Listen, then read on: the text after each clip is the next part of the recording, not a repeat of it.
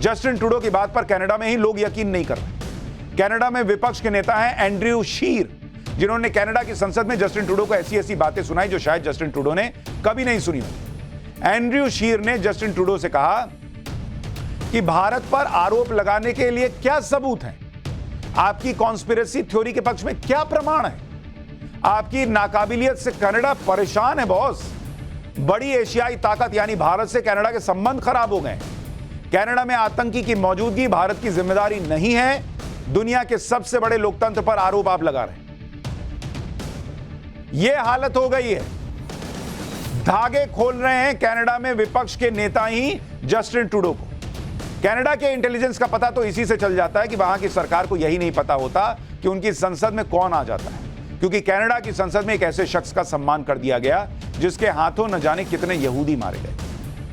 दरअसल यूक्रेन के राष्ट्रपति जेलेंस्की कनाडा के दौरे पर आए हुए और कनाडा की संसद में जेलेंस्की के साथ साथ हिटलर के पूर्व सैनिक का भी सम्मान कर दिया इन लोगों ने। हिटलर के नाजी सोल्जर का नाम यारोस्लाव हुंका है।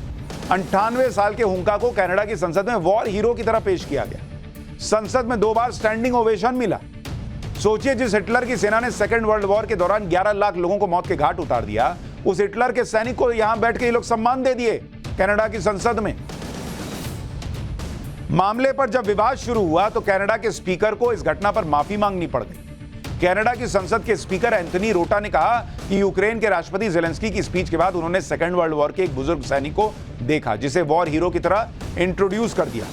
बाद में जब इस सैनिक से जुड़ी जानकारी मिली तो स्पीकर को अपने फैसले पर पछतावा हुआ। कनाडा की संसद के स्पीकर ने कनाडा में रहने वाले यहूदी समुदाय के लोगों से माफी मांगी।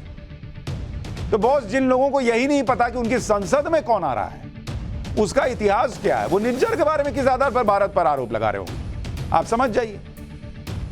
ये तो हाल है कनाडा का, ये तो हाल है ट्रूडो का। लेकिन भारत का हाल क्लियर है बॉस कि खालिस्तानियों को छोड़ेंगे नहीं, खालिस्तान समर्थकों को नहीं छोड़ेंगे।